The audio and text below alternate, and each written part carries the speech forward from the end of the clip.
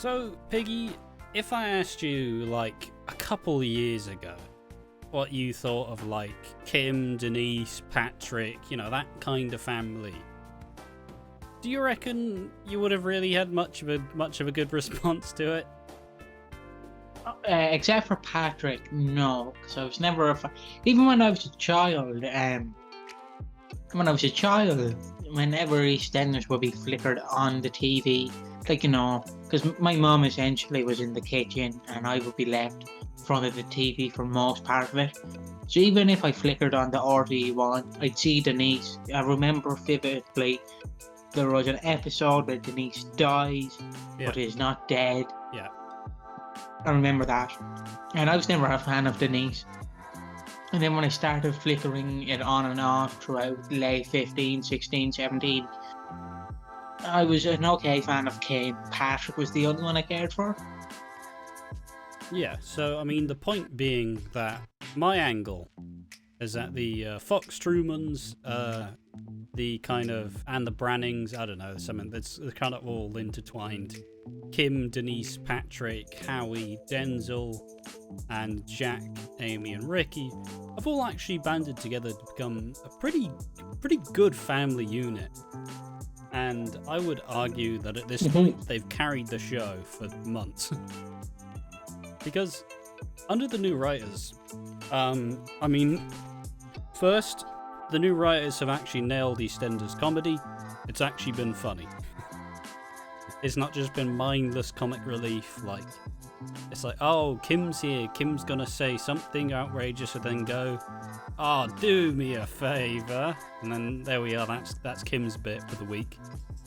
And even with the latest week, because I believe this is probably going to go on the Wednesday, maybe, I haven't decided yet, but regardless, obviously we've seen the Denzel and Kim were in a car crash. They crashed into the side of a building. Denzel was pretty badly hurt, but why did it happen? Because Kim saw text on Denise's phone which suggested that she had an affair with Ravi. And obviously this built a lot of drama. And obviously Denise's affair with Ravi has been a huge part of the year so far. And it's just kind of like, holy shit. Even when, I think, if I think of the standout scene for Kim herself, who as a character I'd never really cared for, I'd, like, you know, sometimes you imagine if EastEnders characters were real. Yeah. I'd be like, I'd fucking hate her. I absolutely despise her. So loud and annoying. But even the scenes when Kim's trying to get Lola to her wedding, which balance humour and like and genuine sincerity, probably some of my favourite scenes of the year so far. And obviously, you carry on. I was just gonna say, Kim, for comedy, it's up there with Reese, because I laugh at Reese because he's socially awkward. It's funny. But Kim, like, Reese, you laugh at him up because he's the socially awkward man. Kim, you laugh at her because you're like, oh, look at this influencer. Like, there's only 3 people on the show that have nailed comedy. Well, 4 if you include Alfie, but we don't really include him. It's been Freddie Slater, Kim, and Reese. I understand to an extent. I'd throw 2 more options. I'd say my boy Bobby B. Bobby B. He's got great timing, and Bernie's been getting up there. She's been getting more screen time and has been actually being a bit funny. Like EastEnders has never really nailed comedy, but they, for people, because let's admit, they're probably, whoever is the new writer is probably in his late 30s, maybe 40s, maybe even 50s. So like, seeing him tackle modern like media like TikTok, Instagram, or whatever the equivalent BBC has to say, so they don't get sued. It's so weird because the previous writers would be like, what the hell is that? Talk tech. what the hell is a Scrammy-gram? And you're like, oh no. But these new writers are like, we know this. We've got it sorted. It's fine. That's why I love Kim. And I think the main issue as to why... Well, I think a big issue is that in the past, there have been years where it's just been absolutely fucking miserable. Like, is there any comedy? No, you don't get comedy this time. You get sad. You get Grey looking ominously at someone. Like, there have been years where the comedy just hasn't been there, and they've been some of the more rough years to watch. And I suppose, just to carry on, Denise has risen up to the level of, say, basically, if they keep Denise like this, she can happily rise up to be one of the icons of the square.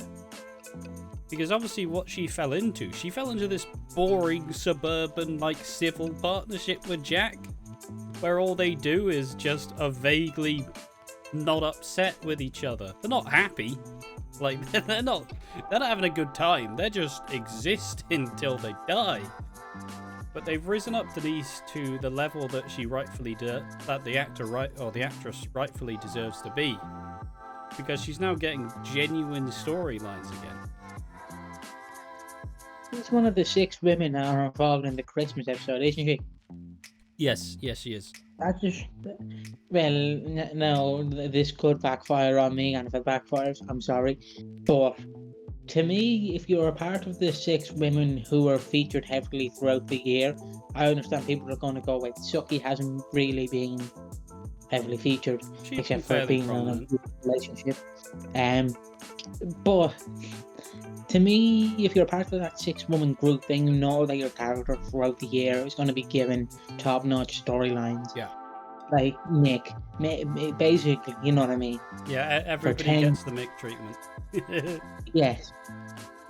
That's what we'll call it, the Mick treatment. Yeah. Because it's either you are like up there with Mick Carter, or you're down there, like, oh, what was his name? What was the man who fell off the cliff? Barry. Barry. Yeah. I think it's Barry. Yeah, it is Barry. So you're either Danny Dyer or you're Barry. There's no in between. There's no in between. Yeah, there might be an Alfie Moon level there somewhere. Yeah. But it's either Danny Dyer, Alfie Moon, Barry.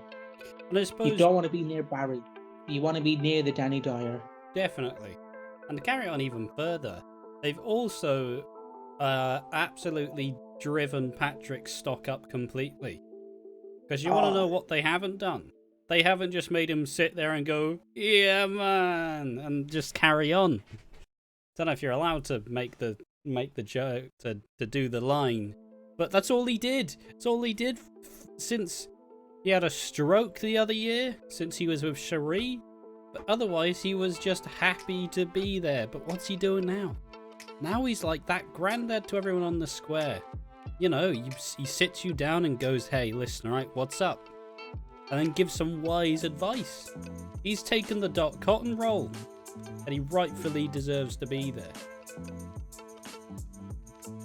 I do love that not many characters get mentioned after they die, or just leave the square. But I love how Patrick is one of the people who still gets mentioned since he left the square. I know he hasn't officially left, he's just gone to break, really. Yeah. He's just gone to find his love. But I love how he's still being mentioned, even though he's finding his love. Because usually if a character goes to find themselves, like Ben Mitchell did, umpteen times, they'd go, oh yeah, Ben, he's alive, yeah, but how are you feeling? They shrug it off. They shrug it off. Whereas with Patrick, they're kind of like, yeah, Patrick, he's a part of our lives, isn't he? Yeah. Don't fuck him. Fuck Ben Mitchell. I mean, even him just working behind the bar, getting to chat to more people. Him helping Linda, him chatting to Alfie, just him chatting to everyone. And just being that, like, endearing, like, grandparent type figure.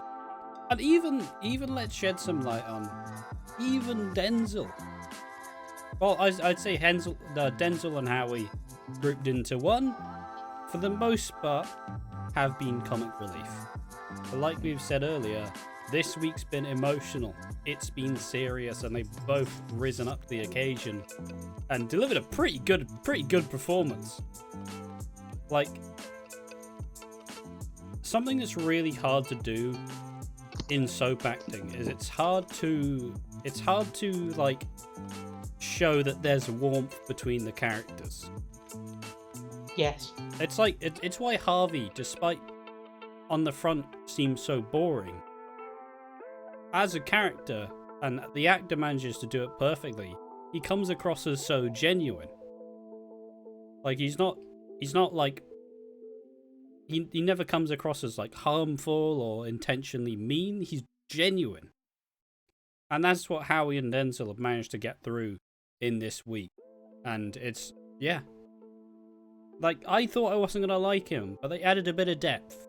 Like, oh, he's just this shitty kid who's had an absent dad.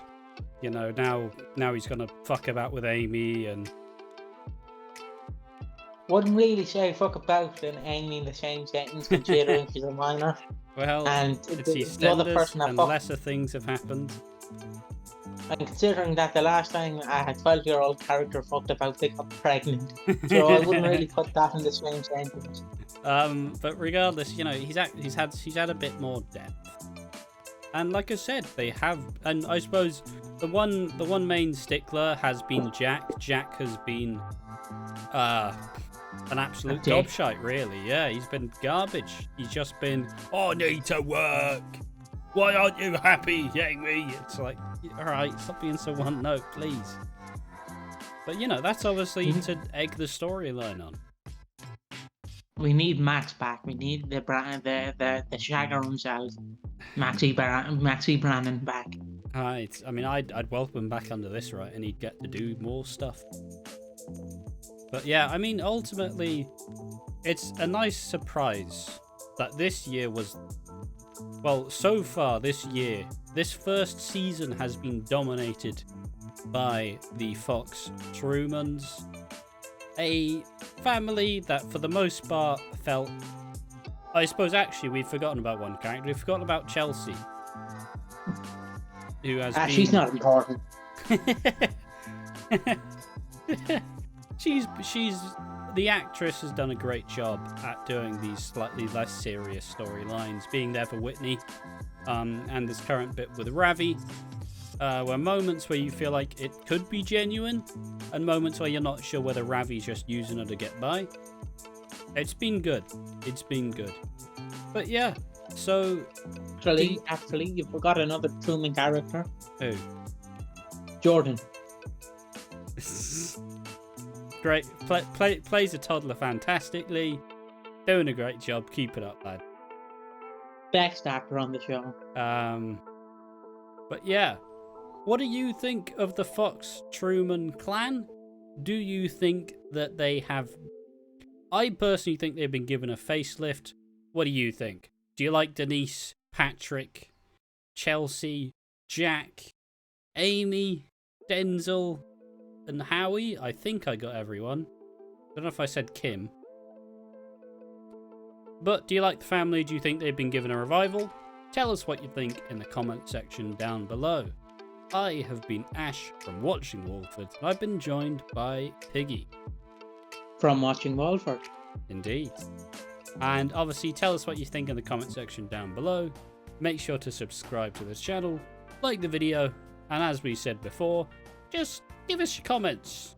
Give us some conversation points, and if it is a genuine conversation point, there's a chance it gets turned into a secret little video. So go ahead and do that. Thank you for watching, and we will see you in the next one. Bye bye. Bye bye.